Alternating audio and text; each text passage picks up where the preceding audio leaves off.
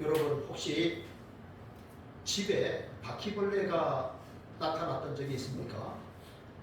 제가 언젠가 바퀴벌레가 기어다니는 것을 보고 그 순간 즉시 책으로 바퀴벌레 등을 내리쳤는데 그 다음에 깜짝 놀랄 만한 장면을 제가 봤습니다. 뭐냐 하면 바퀴벌레 등을 탁 내리쳤는데 거기에서 수십 마리의 바퀴벌레가 도망을 치는 겁니다. 깜짝 놀랐습니다. 그래서 인터넷을 찾아보니까 이 바퀴벌레, 암컷 바퀴벌레에게는 산협이라고 하는 그 아기 주머니가 있답니다. 그런데 바퀴벌레가 딱 자기가 딱 죽을 때 위협을 느껴서 그 산협을 난협이라고 하는 것을 탁 터뜨린다고 해요. 그러면 그 안에 있던 수많은 그 바퀴벌레 새끼들이 거기서 나와서 도망을 친다는 거예요. 너무 놀랐습니다. 한 마리를 쳤거든요. 한 마리를 쳤는데 거기서 수십 마리의 그 새끼 바퀴벌레들이 나와가지고 도망을 치는데 깜짝 놀랐습니다. 그리고 충격을 받았지만 또한 감동을 받았습니다. 뭐냐 하면 이 바퀴벌레 같은 이러한 작은 이런 미물도 종족을 보존하기 위해서 죽을 때 이런 일을 하는구나 싶어서 굉장히 충격과 아울러 감동을 받았습니다. 여러분, 우리 교회가 이제 여기서 고신교단에 이렇게 작은 교회지만 고신교단에 총회장을 하셨던 분도 오시고 많은 노회 임원들이 오시고 해가지고 설립 예배를 드렸습니다. 그게 2017년 7월 11일이었습니다. 오늘이 2026년 7월 12일입니다. 정말 9년이 되었네요. 개척을 했고 또 코로나도 지나고 이러는 가운데 오늘 여기까지 왔는데 하나님께서 사명 감당하라고 우리에게 이렇게 기회를 주시는구나 하는 생각이 들었습니다. 여러분, 오늘 이 초대 예루살렘 교회를 통해서 하나님께서 기뻐하시는 교회는 어떤 교회인가? 우리가 세 가지로 함께 살펴보기를 원합니다. 첫째, 다 같이요. 사도의 가르침이 있는 교회. 42절입니다. 그들이 사도의 가르침을 받아 그랬습니다. 사도의 가르침을 받았다. 교회 안에는 무엇이 있어야 되느냐? 사도의 가르침, 바른 말씀이 있어야 한다는 것입니다. 여러분, 사도행전 2장에 보면 어떤 내용이 나오냐면 오순절 성령이 마가 다락방에 모였던 120명의 예수 그리스도를 따르는 제자들에게 임하는 내용이 나옵니다. 성령이 강림합니다. 그래서 예수님께서 내가 너에게 보낼 또 다른 보혜사 성령을 기다리라라고 했고 결국은 예수님 승천하신 이후에 열흘째 오순절에 성령이 임하게 됐죠. 그래서 그들이 어떻게 합니까? 성령이 임하고 난 다음에 그들이 성경에 보면 방언을 했다고 되어 있는데요. 여기 방언이라는 말은 외국어를 말합니다. 외국어. 그래서 사실 그때 초막절에 전 세계에서 흩어졌던 유대인들이 그 디아스포라 그 사람들이 예루살렘에 모였는데 초막절을 이제 맥주절을 지키려고 모였는데 어떻게 합니까? 사람들이 막 그 언어로 이야기를 하는데 자기들의 나라 언어입니다. 그런데 그 사람들은 예루살렘을 떠난 적이 없는 사람들입니다. 그런데 자기들이 멀리 아프리카나 중동 이런 데서 왔는데 자기들의 나라 말로 이야기하니까 많이 놀란 거죠. 그래서 뭐라고 말합니까? 저 사람들이 새술에 취해도다.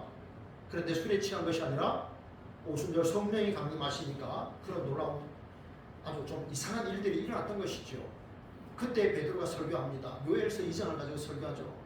우리 하나님께서 말씀하셨다. 마지막 그때가 되면 성령이 임하게 되는데 각 사람에게 임하게 되는데 젊은이들이 예언을 하고 늙은이들이 꿈을 꾸게 하는 그런 일들이 일어나는데 오늘 일어났다. 그런 말씀을 하는 겁니다. 여러분, 베드로는 여러분 잘 알다시피 갈릴리 호수에서 어부로 평생 살았던 그런 분입니다. 어부입니다. 그런데 그분이 주님을 만나고 그리고 성령을 받고 난 이후에는 단단히 하나님의 말씀을 전하는 복음을 전하는 전도자가 되었죠. 그래서 사람들 앞에서 두려움이 없었습니다. 베드로의 설교의 핵심은 뭡니까? 주 예수 그리스도입니다. 너희가 십자가에 못 박은 이 예수를 하나님이 주와 그리스도가 되게 하셨느니라. 그러니까 주 예수 그리스도, 이게 베드로 설교의 핵심이었습니다. 여러분, 예수라는 그 이름의 뜻이 뭘까요? 예수, 죄에서 구원할 자라는 말이죠. 네, 시험 전에 알고 있었죠. 네, 예수라는 이름은 자기 백성을 He will save His people from their sins, 이런 말이죠. 자기 백성, 그 죄에서 구원할 자, 이게 예수라는 뜻이지 않습니까? 그러면 주라는 말은요, 그 주라는 퀴리오스라는 말은 나의 구세주요 주인이라는 뜻입니다. 그분이 그리스도다, 기름 부음을 받은 자다, 왕과 선지자와 제사장의 사명을 다하시는 분이라는 뜻입니다. 그게 핵심입니다. 주 예수 그리스도. 여러분, 우리가 예수님을 믿는다라고 말하는데 여러분 솔직하게 정말 예수님이 나의 구세주이심을 여러분 믿으십니까? 그러면 솔직하게 예수님이 나의 주인이십니다 라고 믿습니까? 혹시 예수님은 나의 구세주입니다, 그건 믿는데 나의 주인은 아직 아닙니다, 혹시 그런 분 안 계십니까? 우리가 우리의 모습들을 한번 돌아보기를 원합니다. 예수님께서 십자가에서 죽임당하셨죠. 그런데 여러분 생각해 보십시오. 하나님의 아들께서 십자가에서 죽임당하셨습니다. 그런데 성부 하나님께서 성자 예수님을 십자가에 내어주셨습니다. 성부 하나님은 우리에게 영생을 주시기 위해서 아들의 목숨을 가져가셨습니다. 성부께서 십자가에서 맞교환을 이루셨습니다. 그런데 거룩한 맞교환이요, 손해보는 맞교환입니다. 아버지께서 내 아들이 죄가 없는데 그 아들을 십자가에 내어줬습니다. 우리를 살리시기 위해서, 우리에게 영원한 생명을 주시기 위해서 성부께서 그 일을 하셨습니다. 손해보는 맞교환이었습니다. 그런데 그 맞교환은 거룩한 맞교환이었죠. 여러분, 우리가 예수님을 믿어 구원받은 하나님의 자녀가 되었죠. 그러면 여러분, 우리는 구원받은 하나님의 자녀이기 때문에 나 이제 구원받았다, 다 됐다 라고 여러분 할 수 있습니까? 그렇지 않습니다. 여러분, 대학 가기 위해서 얼마나 공부를 열심히 했습니까? 그렇죠? 그런데 여러분 대학에 갔습니다. 그러면요, 그 다음에 어떻게 됩니까? 나 이제 대학에 들어왔으니까 다 됐어 라고 합니까? 그렇지 않습니다. 거기서 열심히 공부해서 뭔가를 또 이렇게 이뤄내야 됩니다. 나는 구원받은 하나님의 자녀가 되어서 그게 끝이 아닙니다. 왜 예수님이 우리를 위해서 죽기까지 하셨을까요? 더 이상 우리가 우리 자신을 위하여 살지 않고 우리를 위하여 죽었다가 다시 살아나신 이를 위하여 살도록 하시기 위해서 성자께서 목숨까지 내어주신 겁니다. 우리에게는 귀한 사명이 있습니다. 여러분, 바퀴벌레도 사명이 있지 않습니까? 제가 처음 말씀드렸을 때 몇 분이 깜짝 놀라셨어요. 사명이 있습니다. 그 바퀴벌레 암컷이 그렇게 사명이 있는 겁니다. 우주에 많은 곤충들을 갖다가 실험을 했는데 바퀴벌레가 끝까지 살아남았답니다. 바퀴벌레의 생존력 엄청나지 않습니까? 그 작은 구름도 생명을 이렇게 살리기 위해서 자기 종족을 번식하기 위해서 죽을 때도 그렇게 한다면 우리도 그리스도를 위하여 살아야 하는 그런 귀한 사명이 있다는 것이죠. 사도행전 16장 30절 31절에 보면 어떻게 하면 우리가 구원을 받는가 그게 나오는데요. 어떻게 선생님들이 우리가 어떻게 구원을 받습니까? 라고 하니까 이르되 주 예수를 믿으라 그리하면 너와 내 집이 구원을 받으리라. 주 예수를 믿으면 우리가 구원을 받는 거예요. 예수님을 믿는다라는 말은 뭡니까? 예수님을 나의 구세주, 나의 주인으로 내가 믿으면 됩니다. 여러분 믿는데 여러분 확실히 믿으시기 바랍니다. 진짜 믿으시기 바랍니다. 비 오는 날에 여러분 진짜로 아주 루이비통 같은 아주 비싼 정말 제대로 된 가죽을 가진 사람들은 비가 오는 날에 그 가죽을 이렇게 안으로 숨긴다 그럽니다. 이렇게 숨기고 걷는다 그럽니다. 그런데 가짜는요 그냥 머리 이고 간다 그럽니다. 진짜와 가짜가 드러나는 거예요. 우리의 믿음 생활이 진짜냐 가짜냐 하나님 앞에 섰을 때 드러나는 것입니다. 확실히 믿어야 됩니다. 여러분 북한에서 이런 말이 있다고 해요. 비료가 쌀이다. 비료가 쌀이다. 비료를 생산해내야 밭에다가 비료를 뿌려줘야 잘 나지 않습니까? 그런데 비료는 안 뿌려주고 계속 농사 지으니까 이게 옥수수 농사 밖에는 안 되지 않습니까? 여러분 그런데 가만히 생각해보면요, 우리의 영혼의 필요가 뭐냐? 하나님의 말씀입니다. 하나님의 말씀이 내 영혼의 필요입니다. 여러분 우리 밥 안 먹으면 배가 고프잖아요. 특별히 저 같은 경우는요 먹는 걸 너무너무 좋아하기 때문에 혹시라도 제 아내가 한 끼라도 밥을 안 주거나 그러면 막 흥분해 있기도 합니다. 정신을 잘 못 차리는 경우가 있습니다. 배가 고프면 이 평상시의 마음을 잘 유지하지 못합니다. 그래서 뭘 먹어야 됩니다. 그런데 여러분 우리가 뭘 먹지 않아서 배가 고픈 건 느끼는데 성경을 읽지 않았는데 내가 영원히 전혀 배가 고프지 않다. 이건 아주 중병에 걸린 거예요. 아시죠? 중병에 걸린 거예요. 너무너무 중병에 걸려가지고 내가 그걸 안 먹어도 아픈 줄 모르고 배고픈 줄 모르는 거예요. 여러분 필요가 쌀이다라고 했는데요. 말씀이 우리를 살립니다.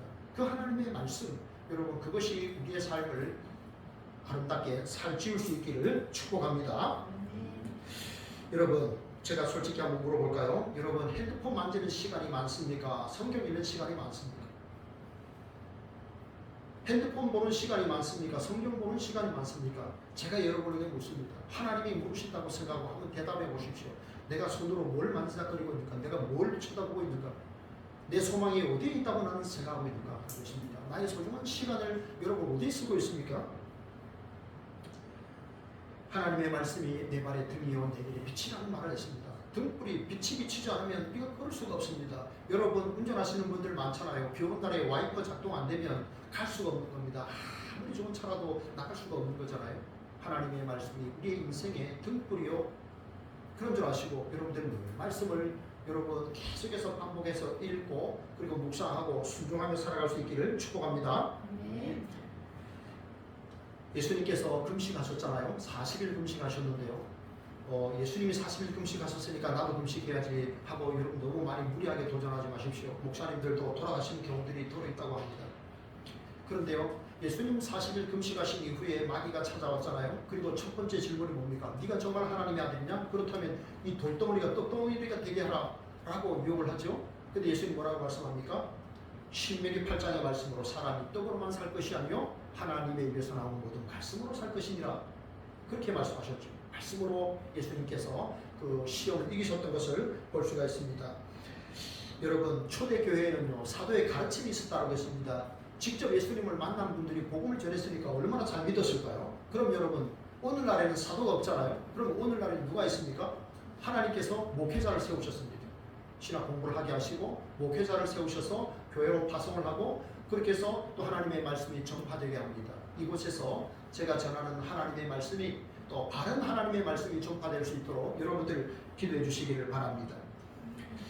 여러분 우리는 성경을 통해서 주님을 만나야 되고 그리고 그 주님을 내가 만나고 그 주님을 전하는 삶을 살아야 됩니다. 저는 이제 교회 설립 주년을 앞두고 한 권의 책을 읽었는데요. 당신의 교회 너무나 안전하다라는 책이었습니다. 올해 벌써 제 서재에 꽂혀 있었는데요. 온전히 읽지 못했습니다. 그래서 교회 기념주일인데 교회 관련된 이 책을 한번 읽어봐야 되겠다라고 했는데 12과에서 제가 깜짝 놀랐습니다. 그 12과 제목이 뭐냐면 깨끗한 자와 부정한 자가 접촉할 때라는 말입니다. 깨끗한 자와 부정한 자가 접촉할 때. 여러분 성경을 보세요. 레위기, 민수기, 신명기, 율법서입니다. 그런데 거기 보면 정한 사람이었습니다. 정결한 사람이었습니다. 그런데 이 사람이 부정한 사람하고 접촉을 했습니다. 그러면 어떻게 됩니까? 부정하게 됩니다. 정한 것이 부정한 것과 접촉을 하게 되면 무조건 부정했습니다. 그렇게 살아왔습니다. 그런데 이제 예수님이 오셨지 않습니까? 예수님이 오셨는데 이게 완전히 역전이 됩니다. 반전이 일어나는 것이죠. 누가복음 8장에 이제 그런 내용이 나오지 않습니까? 여기 보면 누가복음 8장에 이제 12년 동안 혈루증을 앓던 여인이 나와요. 12년 동안이나 그 여인의 몸에서 피가 났던 것이죠. 그런데 사실 이제 회당장 야이로의 12살 난 딸이 이제 병으로 죽게 된 걸 알고 예수님이 이제 그 아이를 고치러 가시다가 12년 동안 혈루증 앓던 여인을 이렇게 얼떨결에 만나신 거죠. 사실은 주님 가시는데 한 여인이 예수님의 뒤에 오셔서 이렇게 이제 옷자락을 잡는 거죠. 그렇죠. 좀 오른쪽에 있네요. 그림에 있네요. 그죠? 저 여인이 예수님의 그 옷자락 뒤 끝자락을 이렇게 잡는 모습이 나옵니다. 자, 그런데 누가 잡았느냐라고 물으셨을 때 베드로가 아니 예수님 사람들이 이렇게 많이 몰려들어서 그렇지 않습니까? 라고 하는데 예수님이 그렇게 말씀 안 하셨죠. 내 능력이 나갔다. 내 능력이 나갔다. 누가 내 옷을 잡았느냐? 라고 하니까 이 여인이 이제 더 이상 숨길 수가 없잖아요. 그래서 성경에 보면은 예수님의 무릎 앞에 무릎을 꿇고 이제 사실대로 이야기합니다. 주여 사실은 제가 12년 동안 혈루증을 앓고 있었는데 주님을 믿는 마음으로 제가 주님의 옷자락이라도 손을 잡아야 되겠다라고 했는데 제 몸이 지금 다 나았습니다라고 고백합니다. 여러분 그 성경 보세요. 내가 지금 나았습니다. 주님의 옷자락에 손만 대했는데 내가 나았습니다라고 주님께 고백합니다. 여러분 보세요. 부정한 자가 정결한 자를 잡으면 무조건 부정했습니다. 레위기, 민수기, 신명기가 다 그렇게 말합니다. 정결한 것이 정결하지 못한 것에 닿았을 때는 무조건 부정했습니다. 그런데 지금 어떻게 됩니까? 따라 내 믿음이 너를 구원하였으니 평안히 가라. 여러분 부정한 것이 정결한 것에 닿았는데 그 부정한 것이 정결해졌습니다. 모든 것이 부정해지는 것이 아니라 정결해졌습니다. 주님을 만남으로 정결해졌습니다. 여러분 이 여인이 12년 동안이나 이 몸에서 피가 나는 이 혈루병으로 인해서 얼마나 괴로웠을까요? 그 여인이 접촉하는 모든 사람은 다 부정했습니다. 만약 그 남편이 12년 동안 그 여자와 함께 살았다면 그 남편은 12년 동안 계속 지속적으로 불결한 사람입니다. 이 여인의 인생 자체가 전염병입니다. 그런데 어떻게 했습니까? 그 여인이 지금 주님을 만졌습니다. 주님의 옷자락을 만졌습니다. 그런데 그 여인이 정결해졌습니다. 따라 네 믿음이 너를 구원하였도다 평안히 가라. 회복이 되었습니다. 반전의 역사가 일어났습니다. 어떻게 해요? 주님을 만남으로 주님을 믿음으로 놀라운 역사가 일어났습니다. 여러분, 우리가 왜 예수님을 만나야 되느냐, 우리가 왜 예수님을 전해야 되느냐, 이런 인생에 놀라운 반전이 일어나는 것입니다. 역전이 일어나는 것입니다. 주님을 만나고 내가 주님을 믿음으로 내 인생에 반전이 일어나게 됩니다. 그래서 여러분, 성경을 읽는다는 것은 내가 창조주를 만나는 것입니다. 말씀이 육신이 되어 우리 가운데 거하심에 우리가 그의 영광을 보니 아버지의 영광이요 은혜와 진리가 충만하더라. 주님의 모습을 본 요한이 그런 고백을 합니다. 여러분, 그래서 우리가 성경을 읽어야 됩니다. 성경 나중에 읽지요. 천만의 말씀 지금 읽지 않으면 나중에 없습니다. 여러분, 오늘 내가 10분이라도 읽어야 됩니다. 그래서 카톡에 매일 아침에 제가 공동체 성경 읽기 올리고 있지 않습니까? 참여해야 됩니다. 성경을 통해서 여러분이 주님을 만나야 됩니다. 그래야 내 인생이 성장합니다. 변화됩니다. 성숙합니다. 그 외에 무슨 방법이 있겠습니까? 하나님의 말씀 외에 우리 인생에 변화되는 역사는 없습니다. 여러분, 우리 주님은 그 회당장 야이로의 딸 12살 난 딸도 딸아 일어나라, 딸이다 쿰 소녀야 일어나라. 죽은 아이가 사람들이 비웃었습니다. 죽었는데 무슨, 그런데 소녀야 일어나라 라고 하니까 그 아이가 일어났습니다. 12년 동안 혈루증 연도 치료했고요. 12살 난 그 너무 어린 아이도 주님 말씀으로 치료하셨죠. 주님은 전능자십니다. 그분은 하나님이십니다. 그분은 못할 일이 없습니다. 그래서 여러분, 우리가 공동체 성경 읽기를 통해서 여러분이 그 가진 성경책을 통해서, 혹시 성경책이 없거든요. 우리 김 목사님께서 많이 갖고 오셨잖아요. 제가 전도할 때 사실은 2권을 나눠줬습니다. 성경이 없습니까? 제가 드릴까요? 예, 2권이나 나눠드렸어요. 저게 아직 남아있으니까 집에 성경이 없다 그러면 가져가셔가지고 읽으십시오. 읽고 주님을 만나고 인생의 놀라운 반전의 역사를 경험하시는 우리 성도님들 되시기를 축복합니다. 둘째, 다 같이 시작. 성도의 교제가 있는 교회. 42절에 보면 그들이 가르침을 받아, 사도의 가르침을 받아 서로 교제했습니다. 자, 44절에서 46절까지 말씀을 교독하겠는데요. 성경을 가지고 계신 분들 44절에서 46절 교독합니다. 제가 먼저 읽습니다. 믿는 사람이 다 함께 있어 모든 물건을 서로 통용하고 또 재산과 소유를 팔아 각 사람의 필요를 따라 나누며 날마다 마음을 같이하여 성전에 모이기를 힘쓰고 집에서 떡을 떼며 기쁨과 순전한 마음으로 음식을 먹고 아멘. 여러분, 여기 서로 교제했다. 우리가 하나님과 교제하는 방법은요, 여러분, 우리가 하나님과 교제하는 방법은요, 말씀과 기도와 찬양입니다. 그죠? 네, 그래서 우리가 하나님과 교제합니다. 말씀을 읽음으로 내가 주님 만나잖아요. 그 다음에 사람과는 교제 어떻게 합니까? 서로 만나야 되죠. 시간을 투자해야 되죠. 물질을 투자해야 되죠. 에너지를 투자해야 됩니다. 그래서 만나는 것입니다. 이게 다 교제입니다. 여러분, 저에게는 이제 세 자녀가 있는데요. 이제 30이 넘었고 이제 20대 이제 후반들이고 이제 그런데 이제 제가 이제 자녀들을 이제 키우는 가운데 하나님 아버지의 마음을 조금 더 헤아렸습니다. 저는 뭘 헤아렸냐면 자녀가 부모와는 잘 지내는데 자녀가 서로 친밀하지 못할 때 마음이 아프더라고요. 자녀가 서로 갈등할 때 부모가 마음이 아프더라고요. 부모와 자녀 간의 관계를 잘하는데 자녀와 자녀 사이가 관계가 좀 틀어졌을 때 굉장히 마음이 아팠습니다. 그래서 뭘 깨달았냐면 우리 하나님도 똑같은 생각을 하시겠구나. 나와 하나님과의 관계는 좋아요. 말씀 읽고 성경 읽고 기도하고 전도하고 봉사하고 헌신하고 좋아요. 그런데 성도와의 관계가 안 좋은 거예요. 그러면 하나님께서 마음이 아프시겠구나. 성도의 교제를 잘하는 그런 교회에 복을 주시겠구나. 그런 생각을 제가 경험적으로 깨달았습니다. 여러분, 초대교회는요, 여기 보세요. 모든 사람들이 믿는 사람이 함께 있어 모든 물건을 서로 통용했다. 그러니까 자기 거라고 주장하지 않았다. 말이에요. 소유권을 주장하지 않았다. 그리고 다른 사람의 필요에 민감했다는 것입니다. 재산과 소유를 팔아 각 사람의 필요를 따라 나눠줬다. 계속해서 필요를 따라 나눠줬다는 거예요. 어떻게 이게 가능할까요, 여러분? 어떻게 이게 가능할까요? 비결을 합니다. 성령 충만 받으면 되는 거예요. 성령 충만하면 가능합니다. 여러분, 성령 충만하면 인간의 본성을 거스를 수 있습니다. 나를 미워하는 사람 용서할 수 있습니다. 성령 충만하면 가능합니다. 성령 충만하지 못하면 우리는 인간의 이성으로 삽니다. 그런데 성령 충만하면요, 인간의 본성을 뒤집는 하나님의 역사가 나타납니다. 그러니까 서로 물건을 나눠주고 서로 통용한 거예요. 여러분, 예수님은 십자가에서 목숨까지 내어주셨습니다. 그런데 우리는 목숨은 내어줄 수 없잖아요. 사실 그저 너무 소중하잖아요. 그러면 그래도 내가 가지고 있는 중에서 일부라도 내가 떼어서 나눌 수 있는, 축복할 수 있는 여러분 그런 삶을 살 수 있기 원합니다. 어떤 성도님이 돌아가셨어요. 돌아가시는데 이제 마침 그때 이웃이 한 분이 계셨어요. 목사님은 없었는데 이분이 이렇게 이혼을 했다고 합니다. 우리 목사님에게 좀 전해주세요. 나에게 예수님의 복음을 전해주셔서 내가 구원받게 해주셔서 너무너무 고맙다고 꼭 전해주세요. 그런데 내가 예수님을 믿게 된 것은 목사님이 예수님에 관한 설교를 해서 믿은 것이 아니고 목사님이 내가 좋아하는 양고기를 사줬기 때문에 내가 예수님 믿게 되었어요. 이제 그 말을 꼭 전해달라고. 여러분 예수님의 복음을 전할 때는 그분이 마음을 열지 못했는데 그분이 뭘 좋아하냐 그래가지고 양고기를 좋아하더라고. 양고기를 사드렸더니 마음이 열렸다. 그래서 복음을 받아들였다 하는 것이죠. 여러분 사람이 이렇습니다. 그죠? 네.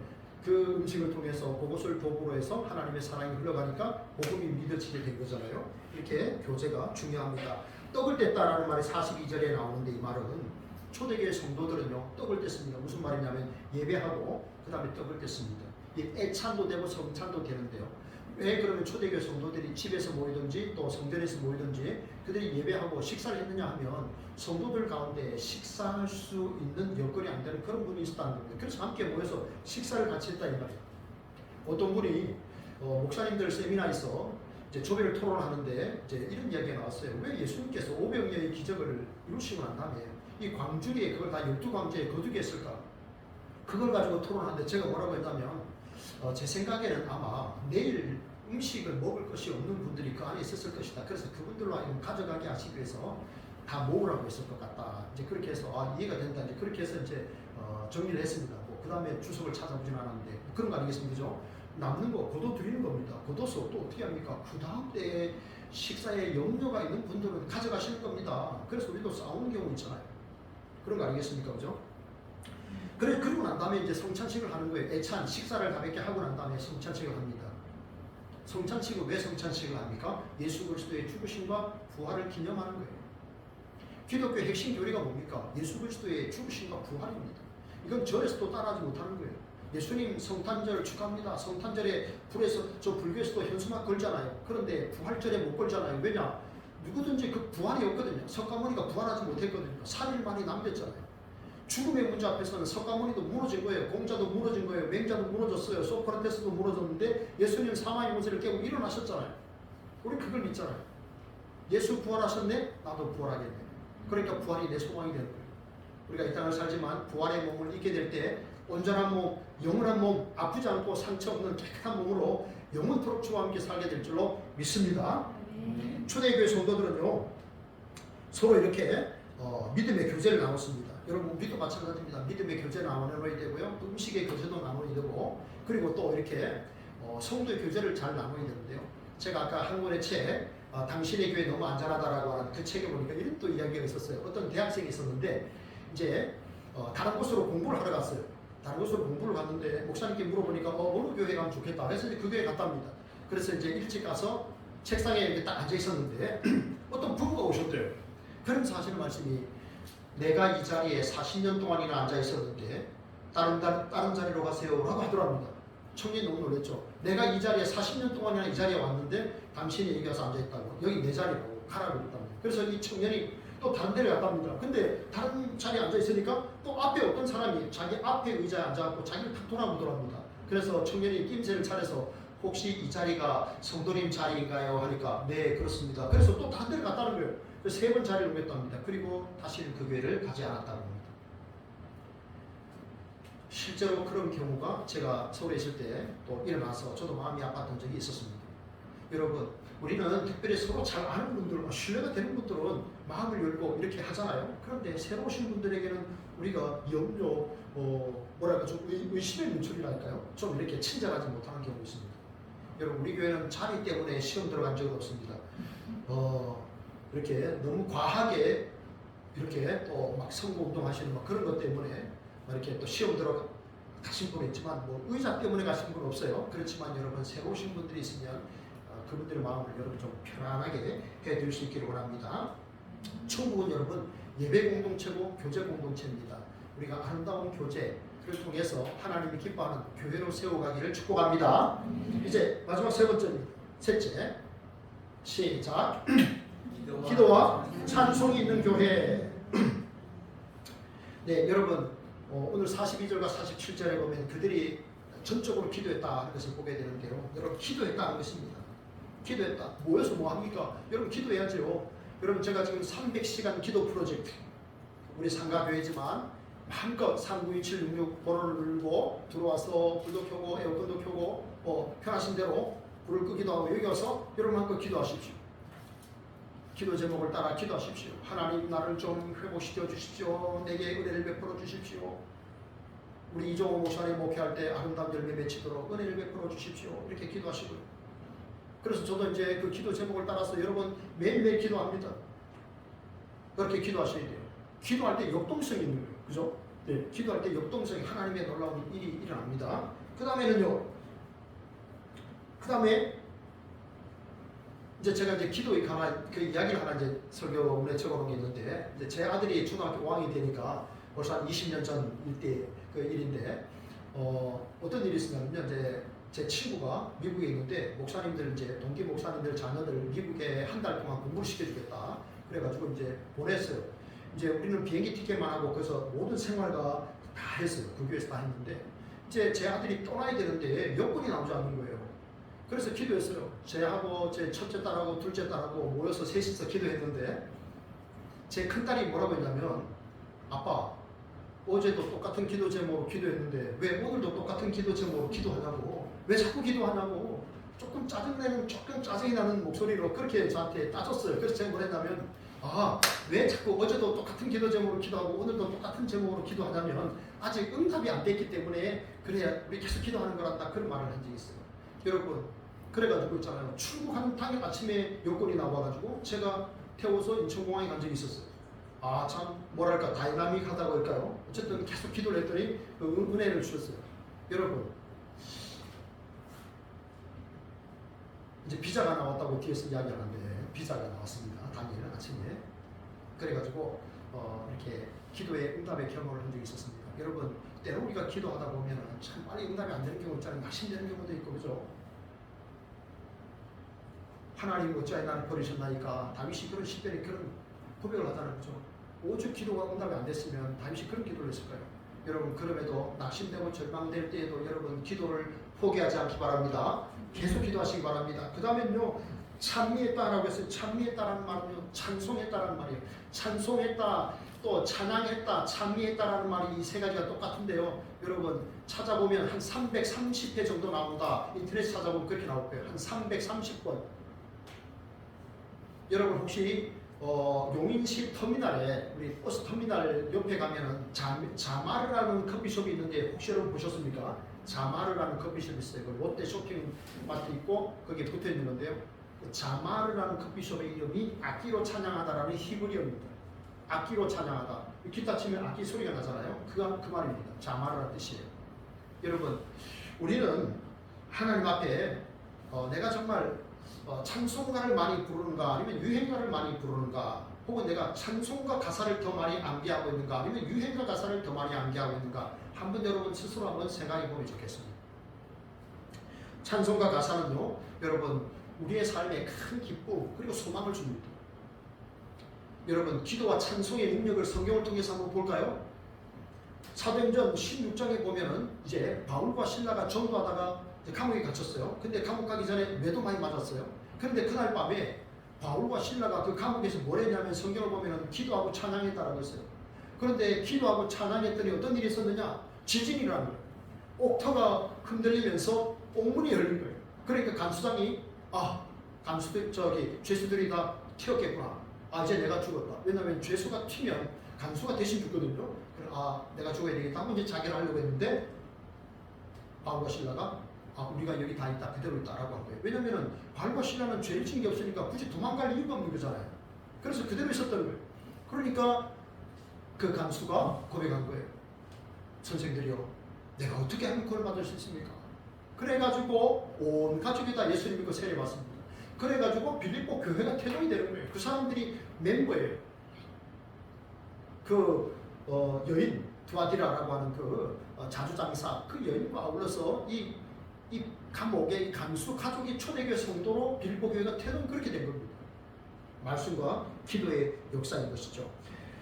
여러분, 교회는 수직적으로는 하나님을 예배해야 되는 공동체고, 또 수평적으로는 또 주님의 백성과 함께 교제를 나누는 그런 공동체입니다. 여러분, 우리는 이 땅에서 믿음 생활을 하기 위해서 함께 모여서 믿음으로 예배를 드리고 성도의 교제를 나누는데, 우리가 끝까지 붙들어야 할 것은 하나님의 말씀입니다. 요한계시록을 보면 7개 교회 중에 2교회가 칭찬을 받습니다. 그 중에 한 교회가 빌라델비아 교회인데요. 왜 칭찬을 받느냐? 이유는 2가지입니다. 네가 적은 능력을 가졌는데 내 말을 지켰다는 겁니다. 네가 적은 능력을 가지고도 내 말을 지켰다. 그리고 네가 나를 부정하지 않았다. 그래서 칭찬합니다. 내가 너를 끝까지 지키마라는 약속의 말씀이 이어서 오고 있습니다. 여러분, 우리가 끝까지 붙들어야 할 말씀이 뭘까요? 바쁘고 분주한 일상생활, 취미생활, 또 직업으로 힘든 그러한 생활 우리가 이어가고 있지만, 우리가 끝까지 붙들어야 할 말씀은 하나님의 말씀입니다. 우리의 소망이 오직 주님께만 있습니다. 여러분, 결국 사람을 살리고 교회를 부흥시키는 것도 하나님이 하시는 일입니다. 우리가 하나님 사랑, 이웃 사랑할 때 사람들이 그것을 보고 칭찬하고, 하나님께서 그 교회가 날마다 이렇게 구원받는 수를 더하게 하셨다고 했는데, 우리 교회가 여러분 하나님 사랑, 이웃 사랑, 우리가 말씀을 붙들고 순종하면서 구체적으로는 하나님 사랑, 이웃 사랑을 실천해서 하나님이 기뻐하시는 그러한 공동체, 아름답고 성숙한 공동체로 주님 오시는 그날까지 귀한 사명을 잘 감당하는 우리 교회 되기를 진심으로 바랍니다. 우리 함께 찬양하겠습니다. 이런 교회 되게 하소서. 우리 찬양하겠습니다. 우리 찬양하고 통성으로 하나님, 우리 교회가 9년 동안 연약하지만 이어올 수 있도록 인도하신 것 감사합니다. 주님 오시는 날까지 귀한 사명 감당하는 교회 되게 하소서 기도하겠습니다.